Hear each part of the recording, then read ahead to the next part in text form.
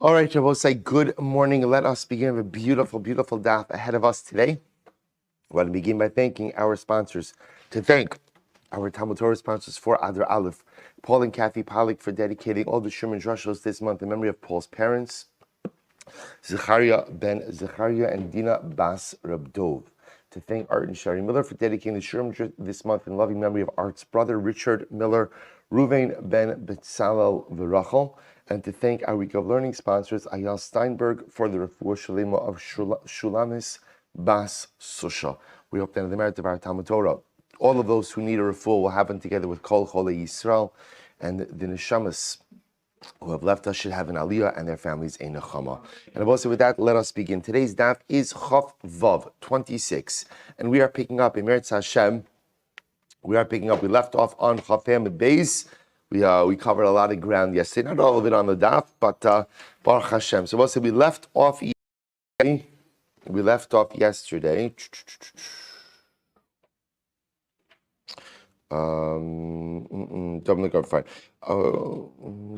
Kinach Nafshe Rabbi Zera. 2, 4, 6, 8, 9 lines up from the bottom.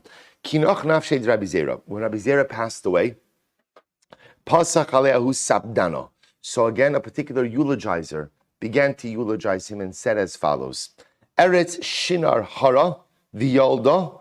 So the land of Shinar is a reference to Bavel. The land of Shinar, literally again begat and birthed Rabbi Zera. Eretz Tzvi Gidla Shashuah. The land of Eretz Tzvi is a reference to Eretz Yisrael. Eretz Yisrael literally again nurtured and allowed this young man to grow up and become a delight. Oy na la amra Rekes ki avda kli chemdasa. Rekes said, woe to us, for we have lost the utensil of our beauty. Rekes, Rashi says, is Tiveria. Eretz Yisrael. What's that beautiful? Kinach nafshe Rabbi Avo. Rabbi Avo passed away. Achisu amudi de kesari maya. So I will say this is incredible. The Gemara now records a number of times where supernatural events occurred as a result of great people passing away. So, for example, the Gemara says when Rabbi Avo passed away, the of Caesarea began to, like the columns themselves began to cry. The Rabbi Yossi passed away. Shafu marzeve de tzipori dama. Literally, again, the gutters of Tzipori began to issue forth blood.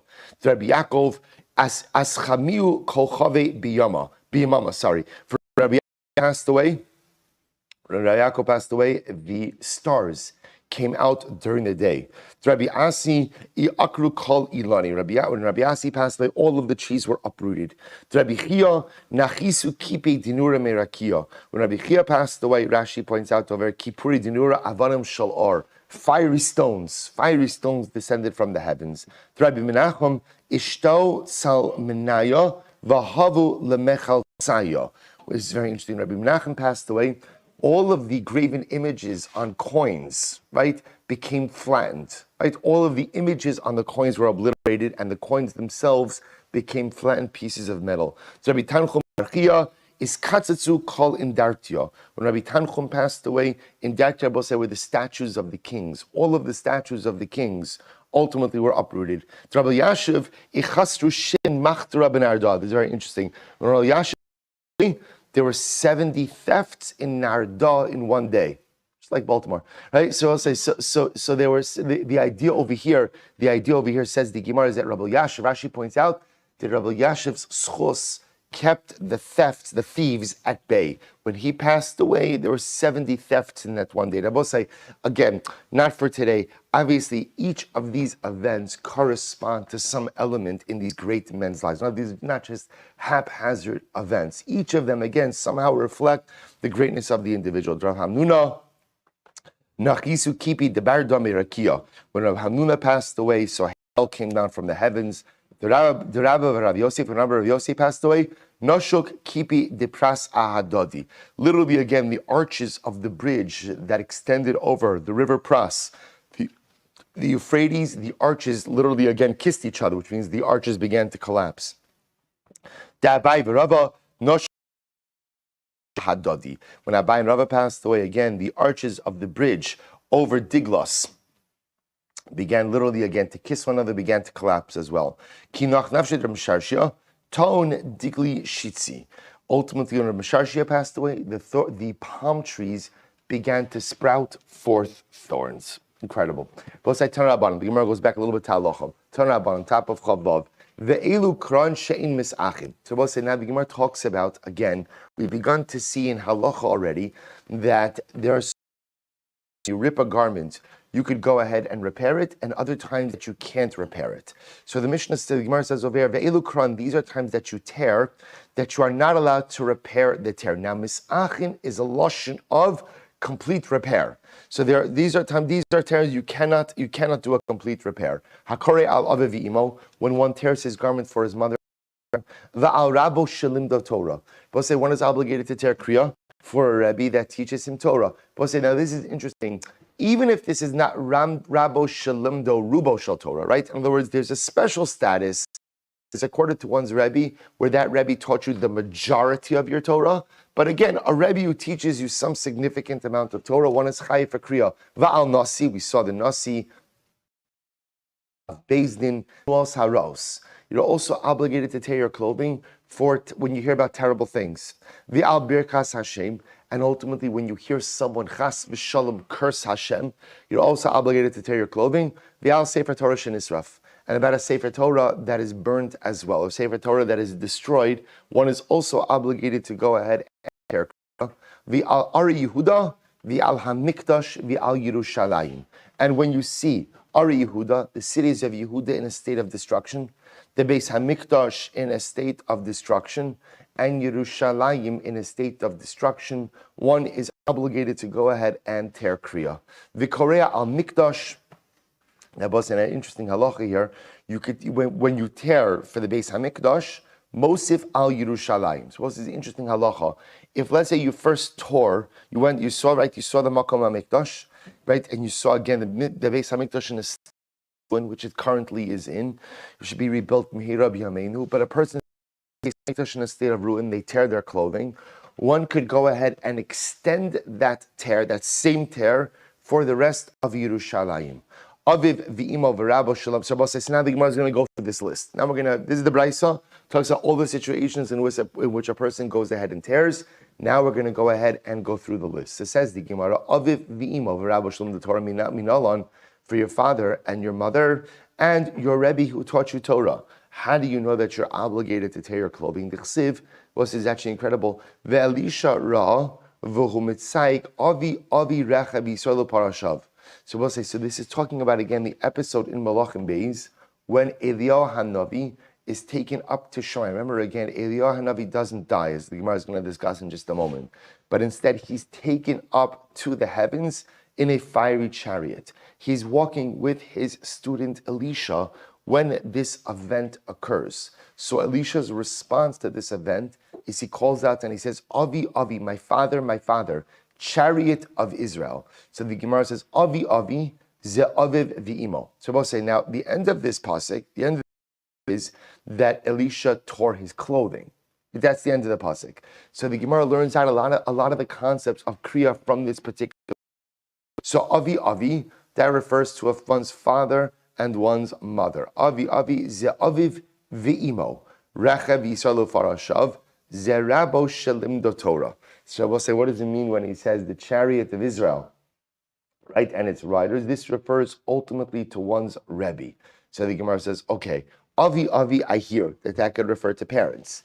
Ultimately, again, how does chariot of Israel refer to one's Rebbe? My mashma, kidemetagim Rabbi Yosef, Rabbi, that what Elisha was saying was as follows. Eliyahu, you are my Rebbe, Ditav lahon Yisrael b'tzalusei, Mersichin uparashim. Your teeth were more beneficial to Klal Yisrael than all of the chariots and its riders. Just like the chariots protect and the army protects the nation. So Elisha was saying, Eliyahu, your tfilos were as beneficial to Klal Yisrael, ultimately again as a standing army is for a regular nation. So therefore, again, I'll say, interestingly enough, this pasuk, right, by Elisha is the makar for tearing kriya so far for one's parents as well as for one's Rebbe. Now remember, the next halacha was that when you tear your clothing for your parents or for one's Rebbe, that tear is never repaired. That tear is never repaired. So how do we know that?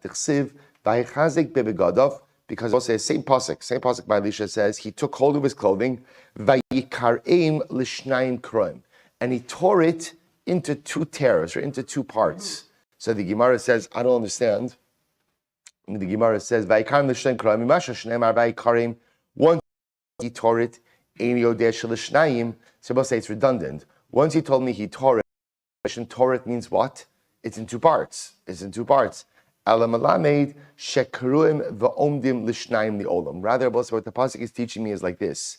You tear it, and after you tear it, it is to remain in two parts forever. I.e., the tear that one makes their parent and for their parents and for one's Rebbe is a tear that is never repaired. Incredible. So Rish Lakish, I don't understand. Eliyahu chayhu, but Eliyahu never died. Eliyahu never died. How are you learning out the halachos of kriya?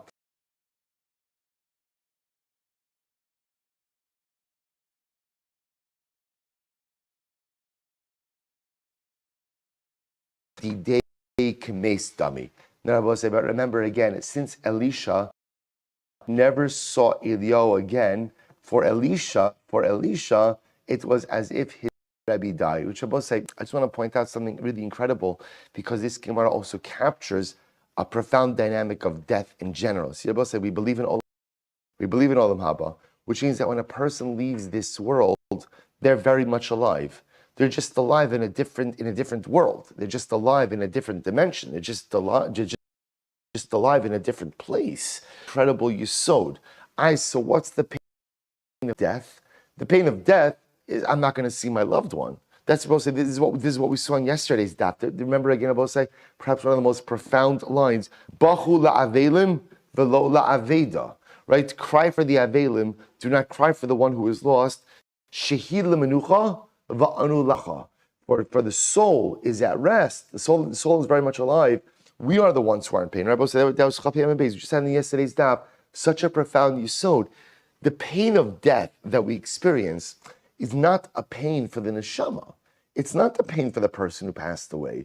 We believe in Olam Haba. Neshama goes to an incredible place where it's close to the Shekhinah. We believe that Olam Haba has no pain, has no suffering, has no difficulty, has no sadness. So our pain is not for the neshama. So we'll say the whole yesod of avelos is I'm not going to get to see my loved one. That's the whole pain of the death. You're right. Eliyahu is alive, but I was never going to see him. So what's the dynamic of death? The dynamic of death is I had so much, and I'm never going to get to see them again in this world. That's the dynamic of death, and that's why Elisha mourned. So the Gemara says, since Elisha was never going to see Eliyahu again, therefore ultimately again, that's the dynamic of death. And I will say it's so incredibly important. This is why, by the way, that Judaism halacha does have limitations on excessive mourning, right? There are limitations even on the way that we mourn, and even on certain things that we're allowed to say over the course of mourning. Because the danger of excessive mourning is that it runs the risk of denying one's belief in Olam Haba, and denying one's belief in what we saw before. Don't cry for the neshama. I cry for myself. But if I really believe in Olam Haba, then ultimately, again, that leads to a measured response to death, a measured form of mourning. So the Gemara goes weiter. Nasi va'av bezdin, hushmul sraos minal. I'll say, okay, so now we're going through the list. So now we've established through Eliyahu, that you do kriya for a father, for a mother. And what about a nasi av bezdin ushmul sraos? Where do we know that from? The Chserabos, listen to this. Vaychazek David bebegadav vayikareim v'gam kol ha'anoshim asher ito vayispedu vayifku vayatzumu ad ha'erev al Shaul v'al Yosan Hashem v'al Yonasan beno, v'al am Hashem v'al Beis Yisrael ki naflu b'charev. So we'll say, listen to another episode in Navi.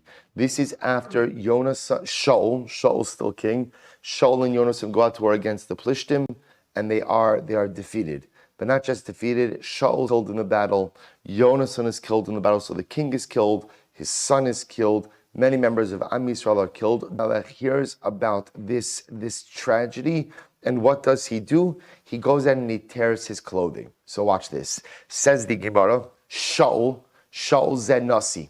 Shabbos says, remember again, Shaul was the king. So the king is the Nasi. When the head of the Jewish people dies, there's an obligation. Kriya. Yonasan, we'll say first to the widest line. Yonasan refers to the Av Bezin. We'll say, so again, just kind of in the hierarchy of the leadership of Klal Yisrael, you have the Nasi. So the Nasi, we'll say, when there's a Melech, the Melech is the Nasi. When there's not the Melech, the Nasi is the de facto leader of the Jewish people. The Av Bezin is kind of like the religion. That was Yonasan. Al Am Hashem, the Al Beis Yisrael, about Am Hashem and Beis Yisrael. Now remember again, David and with Yonasan, many Jews also died. Elu Shmuel Saros. This refers to terrible tidings, right? Terrible news. When you hear about terrible things that happened, one is chayif to go ahead and tear kriya. Amalei Rav Bar Shvala Rav Kahana. Ve'ima ad dahavakulu. Well, maybe from the pasuk, Rav said the only time you're chayif to tear kriya, all of these things occur. Maybe it's only if there's the death of the Nasi, the Av Bezdin, and Shmuel. So because also remember again, Rachmana Litzlan, all of these things are happening in one pasuk. Amrale al hifsik. Both say if you look at the way the structure is, the pasuk says they went ahead and they tore their clothing, they eulogized, they cried and they fasted. Al Shaul, the Al Yonasan, the Al. So the Gemara says the Va'al terms goes in and separates each one to say, yes, unfortunately, all of these tragedies occurred concurrently for Klal Yisrael in this moment, but one would tear kriya for any one of these tragedies independently.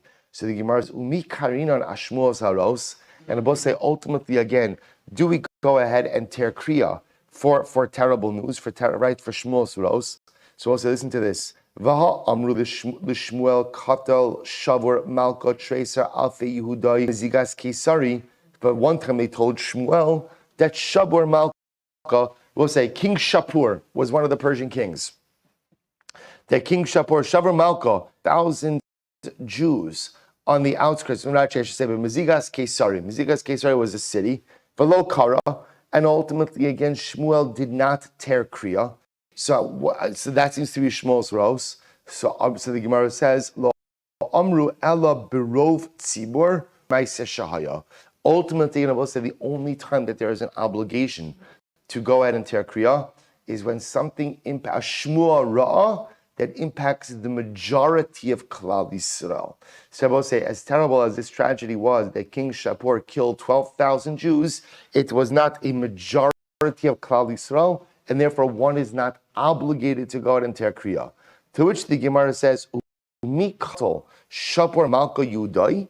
Did King Shapur kill Jews? I will say, listen to this Gemara. We're in the widest lines, 4 lines. Then I will say, this is an incredible Gemara. King Shapur once said to Shmuel, Tisili, give me a shkoyach, delo katli Yehudi mi'olam. Give me a shkoyach, I never killed any Jews. I will say, you hear this? The King Shapur said, really, you should make me a kiddush. You should make me a kiddush. Why? I never killed Jews. We'll say it's important to understand something, and it's a difficult lesson for us to understand. We'll say, when Chazal tell us something like this, because when the Jew lives in the diaspora, the greatest shkoyach sometimes you could expect from our Gentile neighbors is that they don't kill us. Well, it's very important to understand that Esav Soneas Yaakov, and the nations of the world do not like us. They do not like us. And we delude ourselves and we fool ourselves when we think that they do. We think that they're our brothers and we're theirs. We're happy to be anybody's brother. But Lamaisa, the nations of the world have never, and will never reciprocate that towards us. And it's important to understand this because the moment we delude ourselves into thinking that we're one of the guys, right? That we're one of the chevra, that we're loved and respected like everyone else, it always has the most disastrous. We are charged with being productive members of whatever society we live in, including diaspora society. But we always live with our guard up, because at the end of the day, we are never one of the nations. We don't say, and again, all you need to do is to go ahead and look around the world in what's happening. It's everywhere, and it's Baruch Hashem B'Tzaharayim, and it's almost as if HaKadosh Baruch Hu, for some reason, always feels the need to remind us of this. Whether you look at the uptick in anti-Semitism in this country, or you look at just, again, Amnesty International's report just last week. And again, yes, we have wonderful, I will say, and it's so important, we have wonderful organizations that do great advocacy. Things that I will say, just on this thing, you know how advocacy works, you know how it works, right? I'm on your side as long as you do for me, right? Keep holding the meetings, keep raising them out. Yeah, sure, we're best friends. Let's say, let's be honest about the way things work, right? The Jew only has fair weather friends. And it's so important to understand it, because the moment we recognize that the only people we have to depend upon is HaKadosh Baruch Hu and each other, the stronger we are in this world. King Shapur goes over to Shmuel and he says, give me a shkoyach. I never killed any Jews. What? Listen, can you imagine a statement like that? I'm not a racist. I never killed anyone of color. Can you imagine? Can you imagine somebody say anything like that? Ridiculous. By the Jew, it actually says, yeah, wow, what a good guy. What a good guy. He never killed anyone. Absolutely incredible. Never killed any Jews. I would say it's so important for us to always recognize our place in this world and to recognize Ein lanu amil ela alavinu shabashamayim. We exist because of our achdus with one another, and we exist because of our alliance with HaKadosh Baruch Hu. So the Gemara says, but 1 second, how can you say King Shapur never went any Jews? He just killed 12,000 Jews in Mezigas. Okay, sorry. No. They're both say, okay, there's another story. Those Jews rebelled against King Shapur. They launched their... So the Gemara says, Rabbi Ami, l'kol yisri de Mezigas Kesari, pak. So we'll say, so again, they launched a rebellion. Literally, it means because of the harp strings that they played, they played music. During the rebellion, the walls of Lutkia came down. The idea being those Jews rebelled. Okay, so if you rebel against the monarch, stuff is going to happen. He didn't kill them because they were Jews. He killed them ultimately, again, because they rebelled. Al-Birkas Hashem, says, so now again, we're going through our list. So now we have father, mother, Nasi, Av Beis Din, Shmuos Ros. Let's listen to this. Al Birkas Hashem. What about if you hear someone curse Hashem? Minalad Chas V'Shalom D'Chsiv Vayovo El Yokim Ben Chilkiah Asher Al Abayis V'Shevna Hasofer V'Ben Asaf Hamaska El Chizkio Krue Begadim. So we'll say this is an interesting episode. So what happens? All of these individuals come before Chizkio with their clothing torn. So what's happening over here? Okay, well, fine. We'll turn it up on. So again, they had all just heard Paro go ahead and curse HaKadosh Baruch Hu. So therefore, again, the Navi's saying they came of Chizkiah having torn their clothing because unfortunately they just heard someone curse the Ribbon Shalom. So turn Rabbanon, Echad Hashomeya, Ve'echad Hashomeya, maybe Hashomeya. So we'll say, so listen to this. One who hears someone go ahead and curse Hashem, and one who hears from someone who heard. In other words, they're both saying, so what the Gemara adding on over is as follows. If you hear the actual cursing, Chas Shalom, or you hear from someone who heard, right? So the halacha is, Chayav L'Kroa. Ultimately, one is obligated to tear their clothing. Edim Einon Chayav L'Kroa, Shekvar Karo B'Shah Sheshamu. So the Gemara says, but however, the Edim, in other words, if witnesses come along to retell that which occurred, so the witnesses are not obligated to go ahead and tear again when they retell what they heard, because they already tore when they heard about the cursing the time. To which the Gemara says, so I don't understand. They should be obligated to re-tear when they go ahead and tell over the story of the cursing again. To which the Gemara says, Lo sagalaitcha dichsiv vayishmo hamelech Hiskio vayikra es begadav. So I will say the pasuk says that when told Hiskio about the blasphemy, about the cursing of Hakadosh Baruch Hu, Hiskio heard and he tore his clothing. Hamelech kara vehem lo karu. Ultimately, again, it shows you that what the king tore, but the witnesses who told over the testimony, they did not tear. Vehem lo karu. So the Gemara says, "V'lo misakim." So now we've gone through the list. How do you know that these tears are not mended? So the Gemara says, Asya kriya kriya, make a gzer shavav kriya kriya. Good. Sefer Torah shenisaf minalabah. Say, how do you know chas v'shalom if you see a Sefer Torah that is burned, that one is obligated to go out and tear kriya? T'chsiv, we'll say, listen to this fascinating story. Vayi kikra Yehudi, shalosh talasos v'arba, vayikareh b'tar asover, v'hashtech el ha'eish asher al ha'ach. So we'll say, listen to the story over here. The Gemara is telling a story. The Gemara is telling a story that occurred in Sefer Yirmiyahu. So we're going to see over here that what happened over here is, well, we'll see the whole story, but literally translated, it means, and he read before him 3 psukim or 4 psukim. He cut with a razor or with a sharp knife of the sofer, cut out the names of Hashem and threw it into the oven. What are we talking for? Fireplace, I should say. What are we talking about? My shalosh talasos va'arba. So we'll say, here we go. Amr le'Eliyahu Yakim. So he said to Yehoyakim, Kasav Yirmiyah Sefer Kinnis. Yirmiyahu has written Sefer Kinnis. Now both say, Yirmiyahu wrote Kinnis even before the Beis Hamikdash was destroyed.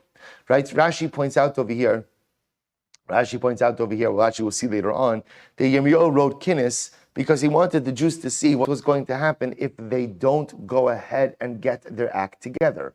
The hope was that they would be scared straight by Kinnis. So they bring this Sefer Kinnis to Yehoyakim.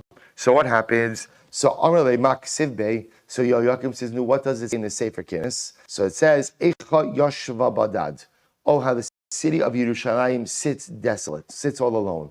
Amrlehu Anamalka. Yehoyakim says, "Not true. I'm still the king and I'm here." Amrle Bachotiv Ke Balayla. Yerushalayim will cry out at night. So Yehoyakim says, "Not true. Ana Malka, I'm the king." God say Yehuda Me'oni. Yehuda will be exiled in a state of an impoverished state. Yehoyakim says, Ana Malka. So we'll say, see what's happening over here. Yehoyakim, so arrogant, refuses to believe that which Yirmiyahu is foretelling is going to happen.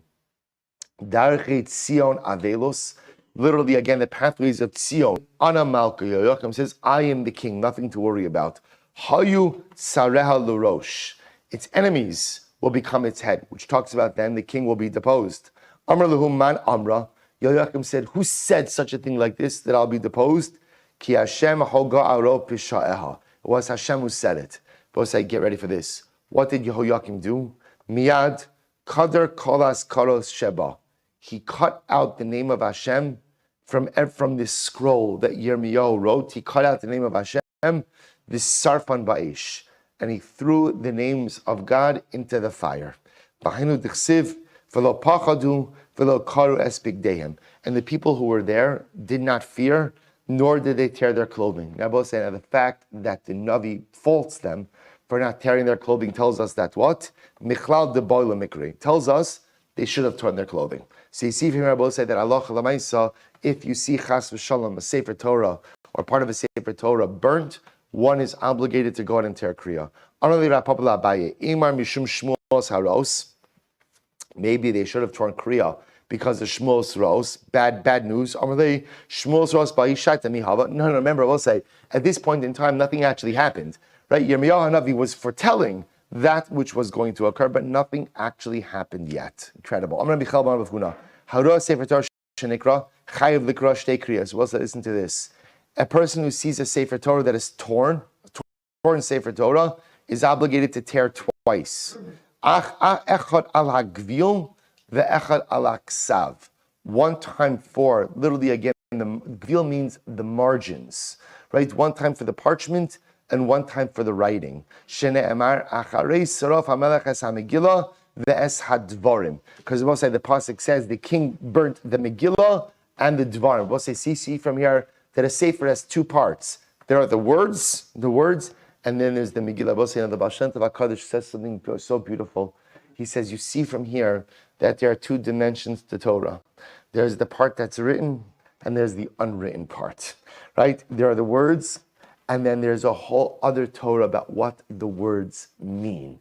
The words are written, right? The blank pieces of the parchment ultimately are the interpretations, are the part of the Torah. So we saw this, but remember again in Maseches Megillah, that the way a Shira is written is Ariach Agabe Levena, right? The way we write as Yashir, the way we write Vizos Habracha, ultimately again is lettering on top of empty space. There's a power to that which is written, and there's a power to the empty parchment as well. There's a power to what we know, and there's a power to what we have yet to discover. Such a beautiful imagery. So the Gemara says, therefore, again, when a Sefer Torah is torn, one is chayiv to go ahead and tear two kriyas, one for the writing and one for the parchment. Rabbi Huna was listening to this story. Rabbi Abba Rav Huna, Bar Chia, Havu Yosvi. We're sitting together. Kamid Rabbi Abba, Boy Lafnui. So Shas tells us Rabbi Abba needed to get up. Boy Lafnui, he wanted to get up. He had to relieve himself. So Shakle Litotafte, he took off his tefillin because they were wearing tefillin the whole day. So he took off his tefillin. Achse Abe Sajja, he put it down on a cushion. Asoy Bas Naamisa. So a Bas Naamisa is a bird. Some bird came along. What? Ostrich. Good. Right? A bird came along. Big bird. Big bird came along. A big bird came along. Right. Big bird came along. Right. Baal lemivle, and wanted to swallow the tefillin. As I say, a big bird. Right. I will say literally again. It was going to swallow the tefillin. So I'll say, now listen to this. So Rabbi Abba comes back in time. Again, it's not clear. Either again, Rabbi Abba shooed the bird away, or Rav Huna shooed the bird away. Either way, they say the tefillin. Amar hashta ichai ben leishti kriyas. Had the bird swallowed the tefillin, I'd have been chayiv two kriyas. Right? So we just said, why two kriyos? Right? One for the words and one for the parchment. So again, so Runa says to him, how do you know that? Vaha, the Gemara says, Vaha b'didi hava ovda. So Rav Huna said, one time this happened to me. It's funny, because you would not think that a story like this would happen twice, right? But apparently, again, I guess big birds eating tefillin was a common thing, right? So again, Rav Huna said this, you wouldn't believe this happened to me also. Va'aseh l'kamid Rav Masna. And asked Rav Masna, what would be the halacha if the bird swallowed my tefillin? V'lo hava biyadei. Rav Masna didn't know the answer. He'll say, let's listen to this. V'aseh l'kamid Rav Yehuda. I then came before Rav Yehuda. V'amr li halchi amar Shmuel lo amru ela bizroa ukimaise shahaya. No. This only means Rabbi say bizroa. Bizroa shen yachol latzio. So it's interesting. Rabbi say, I'll tell you, before I saw Rashi, I thought bizroa meant the only time you're chayiv to go ahead and tear two kriyas for a Sefer Torah is when it's torn bizroa. I thought the part when it's torn in an intentional destructive fashion. That when you see someone trying to destroy a sefer, that's when you're obligated in two kriyas. Rashi says no. Obviously, I'm incorrect. Rashi says bizroa means shen yachol la'atzilo, when you could not have saved it. When you could not have saved it, that's when you're chayiv to go ahead and tear two kriyas. But when it could have been saved, like the case of the bird, one would not be chayiv in two kriyas. So I will say either way, what comes out halacha l'maisa is that if a Sefer Torah is torn, ultimately, again, one would be chayiv two kriyas, one for the words and one for the parchment. I will point out something very interesting. So you have Rav Huna saying, the same story happened to me. Right? I took off my tefillin, I went to the bathroom, I came back, big bird almost, swallowed it, I fought off the tefillin. So I'll say, if you notice in the story goes, he went and he asked Rav Masna the Shaila, I didn't know. We'll say, you look at the Gemara, what do you say to yourself? Why do you have to put that piece of information in there? Or what does it matter? Just get to the end of the story. He went to Rav Yehuda. Ultimately, Rav Yehuda answered in there that Rav Masna did not know. And Abba said, because again, remember, we learned Gemara because Gemara is also our Musar Sefer. Because Abba said the Gemara is teaching us it's okay not to know. It's okay not to know. No one knows everything. Sometimes we think that we're supposed to know everything to the point that we even make stuff up. I will say the Gemara Masechah Shabbos says, "Lamad lashon chalomar eini yodea." Teach your tongue to say, "I don't know." It's not easy to say, "I don't know," because again, we think we should know everything, but it's okay not to know. It's okay not to know. So the Gemara purposely puts in here, Rav Huna went to Rav Masna. Rav Masna, what's the halacha? And Rav Masna said, I don't know. It's okay not to know. I will say, by the way, it's a profound yesod in chinuch also. There's sometimes, especially when our children ask us questions, we think that, especially for our children, we're supposed to have all the answers. Sometimes one of the greatest lessons you could teach you is the ability to say, I don't know. It's a great question. I don't know. Let's learn together. Let's discover together. And again, it teaches the child an incredible yesod in humility, and also it gives them a window into the humanity of their parents, which is incredibly important as well. Gemara goes weiter. Ari Yehuda. So it says go weiter. So remember again, if you see the cities of Yehuda in a state of destruction, Dechsiv vayevo anoshim mishchem mishilo umishomron shmonim ish migulachei zakan ukre begadim umiskodedim umincha ulevona biadam lahavi beis Hashem. So we'll say actually over here, the Gemara is describing the episode in Sefer Yirmiyahu where there are Jews coming to the Beis Hamikdash and they did not realize the Beis Hamikdash was already destroyed. So they're coming with karbanos in hand. They did not realize the Beis Hamikdash was destroyed. Now they tore their clothing because they had already seen the cities of Yehuda in a state of destruction. They had already seen the cities of Yehuda in a state of destruction, and therefore again they had torn. So from here you see, so you tear for the cities of Yehuda. Amra Bichelba, Amra Ula, Bira, Amra Belazar. We'll say, Ha'oroa Ari Yehuda b'chorbanan. A person sees the cities of Yehuda in a state of destruction. Omer, person says the pasuk from Yeshayahu. Are kachecha hayumidbar Tzion midbar haisa Yerushalayim shemama. So ir kachecha hayumidbar. So we'll say your whole cities have become a desert, vikorea, and you tear. So we'll say that's the halacha when you see the cities of Yehuda in a state of destruction. Yerushalayim b'chorbana, when you see Yerushalayim in a state of destruction. Omer. Tzion midbar haisa, Yerushalayim shemama. Tzion became a midbar. Yerushalayim was laid desolate. Vikorea, and you tear your clothing. Beis Hamikdash Charbano, when you see the Beis Hamikdash in a state of Chorban, Omer, Beis Kadshenu B'Tif Artenu, Asher Lucha Avosinu, Hayu L'Sreifas Eish, V'chol Machmadenu Hayu L'Charva. So we say the pasuk. Also, again, all of this is in Yeshayahu. Really, again, the house of our holiness and our grandeur that our forefathers praised you in has been burnt. All of our beauty has become desolate, and one tears kriya. And I will say, you should just point out, these lines are actually codified in the Shulchan Aruch.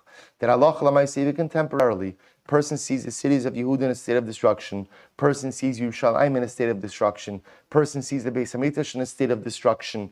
Ultimately, again, one is obligated to create. I will say, it's important to understand, after 1967, people came to Rabbi Soloveitchik and they said, we should stop saying Nachem. We should stop saying Nachem. On Tisha B'Av afternoon, we insert a paragraph in Shemona Esrei called Nachem. And in Nachem, we speak about Yerushalayim Habezuya, Mibli Baneha. Yerushalayim has no one there, and it's degraded. And they came to the Rav, and they said, we should take it out. Baruch Hashem, we have Yerushalayim again. And Rabbi Soloveitchik said something so profound. He said, we have Yerushalayim again. But it's important to understand that the Yerushalayim of today doesn't hold the candle to what Yerushalayim was and what Yerushalayim will be. See, I will say, we go to Yerushalayim today. Great schos, just to be there last week, and you look around, and it's incredible to see. It's incredible to see. I remember when I was there Hanukkah time. So every night in Mamila, they had a Chabad does a beautiful hadlaka there, like a big menorah, and they have like music there, every night. And I remember I went every night with my family that we were there. And when you look, if you've ever been in Mamila, so it's like a what's the word? Plaza. What is that what you call a plaza? Okay.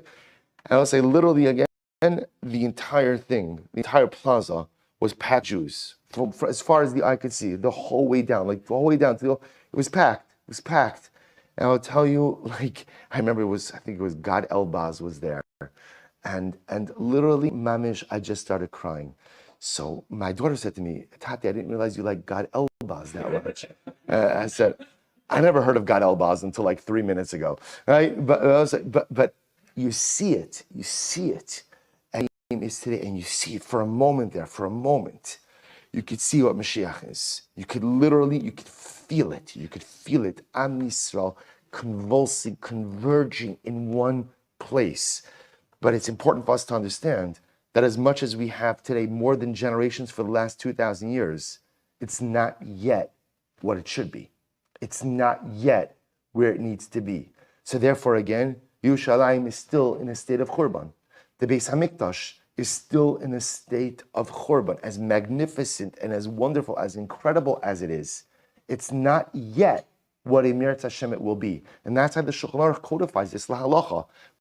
Person sees Ari Yehuda, Ter Kriya. Person sees Yerushalayim, Ter Kriya. A person sees the Makom HaMikdash, Ter Kriya. Now, I'll just mention, when it comes to the Makom HaMikdash, like a person goes to the Kosel today, Ter and Kriya, so I'll just point out, so the Shulchan Aruch Paskins halacha l'maisa, one should Ter Kriya.